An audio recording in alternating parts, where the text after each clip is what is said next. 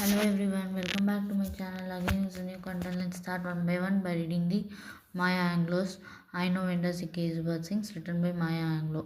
It is an autobiographical book, narrates her childhood and early adulthood, focusing on her experience, black girl growing up in racist America. So she is an America girl, lives in America, uh, in the country called racist, where the race, gender discrimination, poverty all takes place. After several years, believing her voice has the power to harm, the silence represents suppression of black voices. So marginalized women's எல்லாம் வந்து black voices வந்து எப்படி வந்து suppress பண்ணியிருக்காங்கன்றது இவ வந்து book மூலிமா சொல்லியிருப்பாங்க.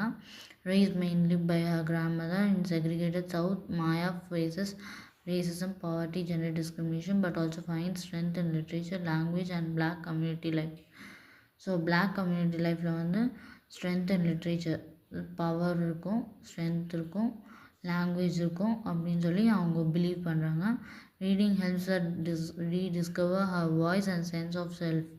As she grows older, Maya begins to assert her identity, resist oppression and gain confidence.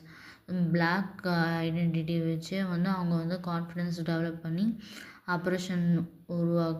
அப்ரெஷன்லேருந்து வெளில வந்து அவங்க கான்ஃபிடென்ஸ் கெயின் பண்ணியிருக்காங்க. Title symbolizes the contrast between freedom and confinement.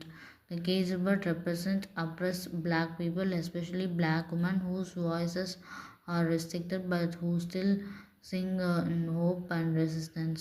The autobiography ultimately celebrates survival and self-expression and resilience.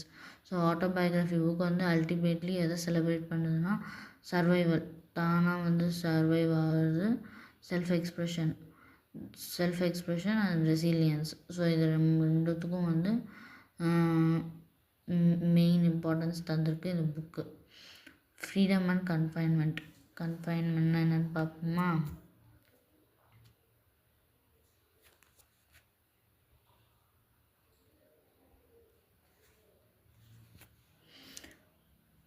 ஒரு சின்ன பிளேஸில் அடைச்சி வைக்கிறது தான் கன்ஃபைன்மெண்ட், அதாவது டார்ச்சர் பண்ணுற மாதிரி. ஸோ இதுதான் மக்களே I know when does the caged bird sings summary by Maya Angelou. Thank you மக்களே, மீண்டும் சந்திப்போம் அடுத்த வீடியோவில். நன்றி, வணக்கம்.